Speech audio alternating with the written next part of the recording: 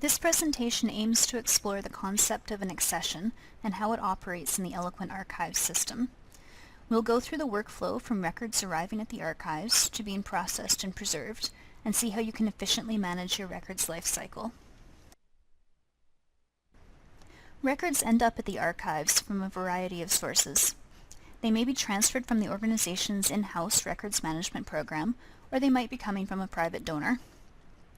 The archives term for this grouping of arriving records is an accession. If these records are from records management, they may have been part of a previous records management accession. The archival accession could be the exact same group of boxes, or it might be a subset or an amalgamation. The archives track their incoming records using their own accession numbers and rely on them to provide basic archival control. They can be useful in keeping their backlogs organized. The archives then appraise the records received in the accession and keep or destroy as they see fit. The remaining records are rehoused in archival boxes. The accession number becomes an old piece of legacy data that informs the archives where these records once came from. The Eloquent database has tables for physical items, accessions, and archival descriptions.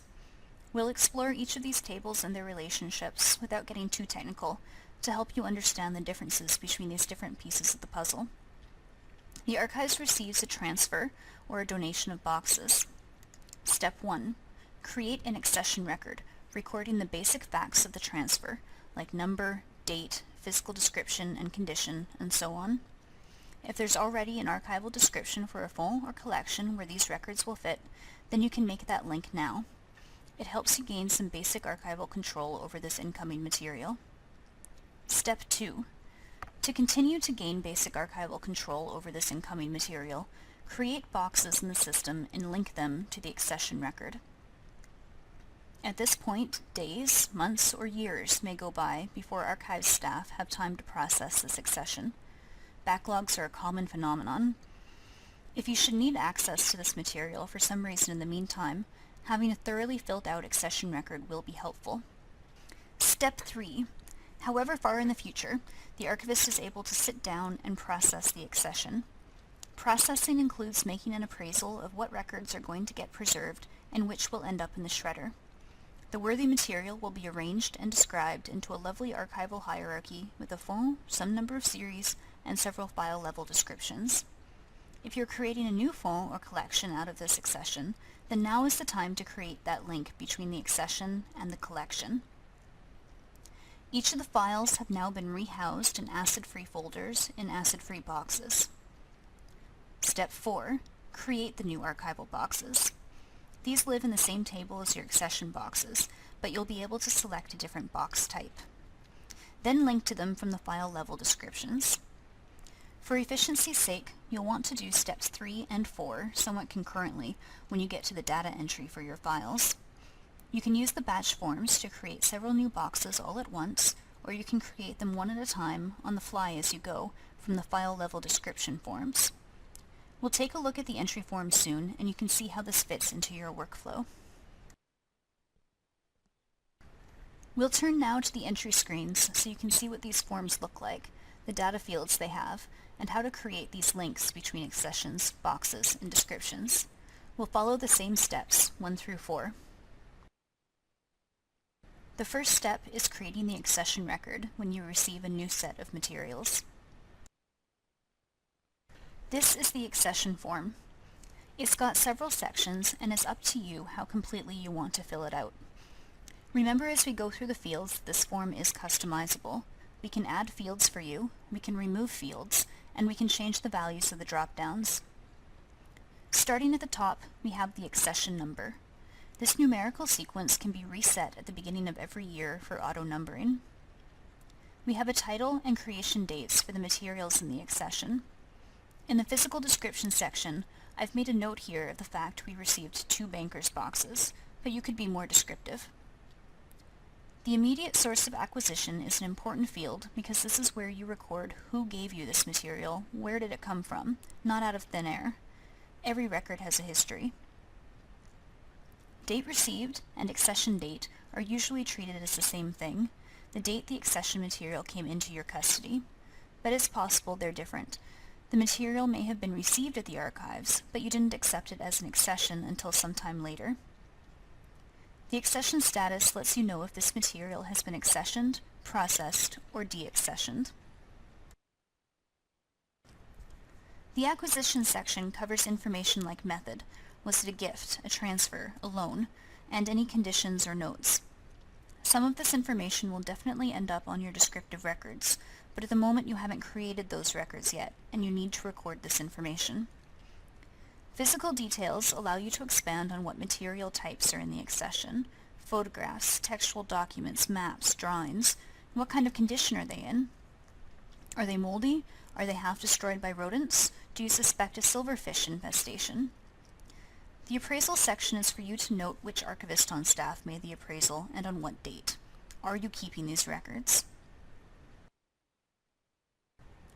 And then a note with the appraisal section regarding the verdict or donor wishes.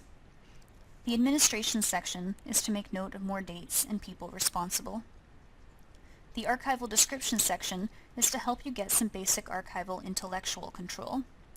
If you already have a full or collection that the succession material is going to join, then make that link using the top-level description field. If not, leave it blank. Scope and content is to provide a brief rundown of the materials, their arrangement, and their significance. Custodial history notes who has had responsibility for these records previous to arriving at the archives. And a finding aids note is handy if there's an inventory or previous description hanging around somewhere. After you've created the accession record, you create your boxes and link them to the accession record. Use the physical items batch form for this task. Minimal information on these boxes is usually required. Use the common area at the top to fill in the accession. Then complete the spreadsheet form with item type, location, name, code, and box size. Click Save, and you're done. One day in the future, you'll be ready to process this accession, to actually go through it piece by piece and arrange and describe it, make it part of your archival holdings. I'll show you how to incorporate your box creation into the description process. I'm skipping the upper-level descriptive records here and assuming the full and series have already been created. This is a file-level description. Note it belongs to the photograph series. I've given this file a name and dates. The scope and content field is fleshed out here, far above and beyond what was in the accession record, as well as the arrangement note and the details in the technical access element. This is the kind of detail you only get once you've processed the materials. You wouldn't want to just copy over your accession record information. And here we have a subject access point and a blank space waiting for us to fill out the box. Because the file level in archival description matches up with the physical file folder, this is the level where you want to make the connection with the box, not at the series or full level. So we need to create this new Hollinger box we're physically putting this file into. Click the Create button. A new window opens and we can create our box on the fly. Select the record type as box, give it a name or a code, a location, a material type if you wish, and select the size. Click Save to return to the file descriptive record.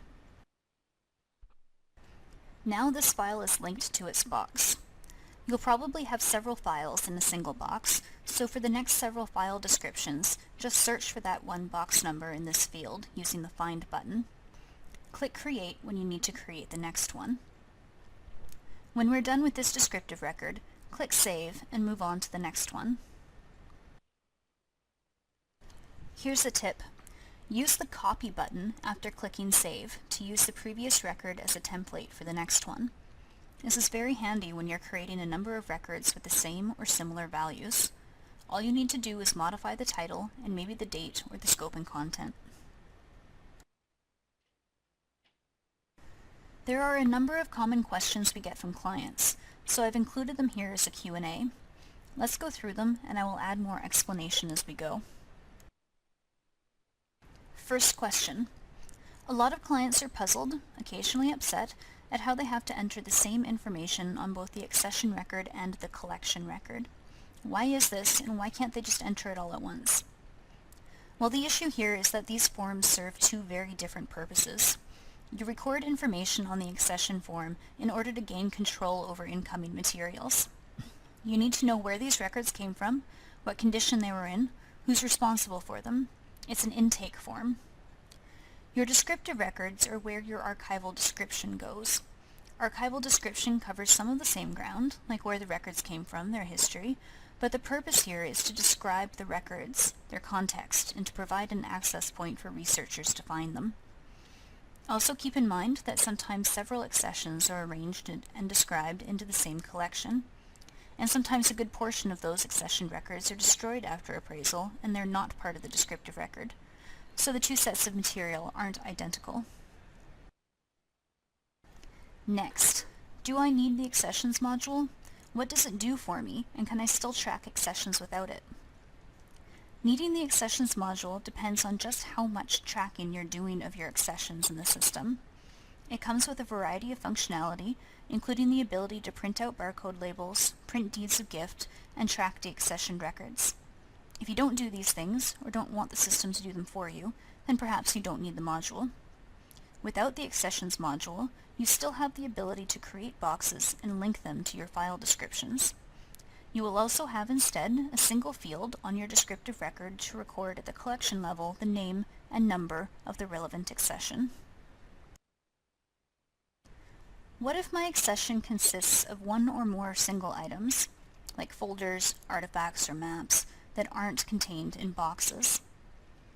This question comes up because what people want to do when they receive an accession is create those physical items as they would if they had boxes to link to their accession record. We create the boxes because we need to track them as containers of archival materials. But in this case, these single items, whether folders, artifacts, maps, they're not containers. They are the archival items themselves. I would advise you not to bother creating physical items to track them. Create your accession record, note the temporary shelf location or locations, and then create your archival descriptive records when you're ready. Boxes. There are so many boxes.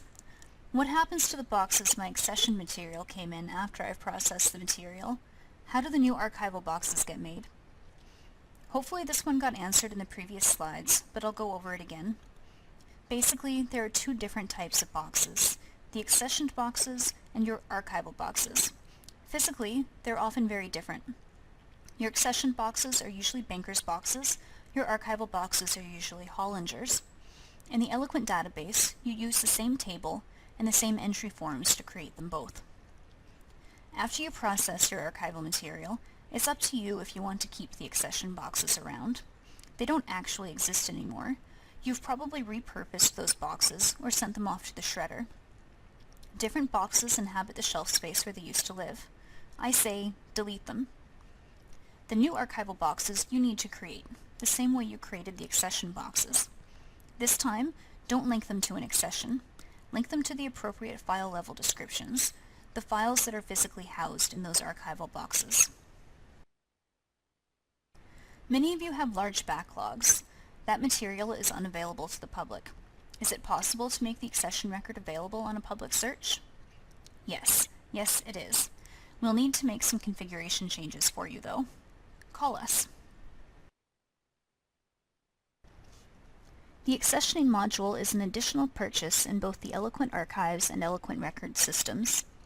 Give us a call for a free one-on-one demo if you'd like to see more. Thanks for your time, and feel free to contact us with questions and feedback.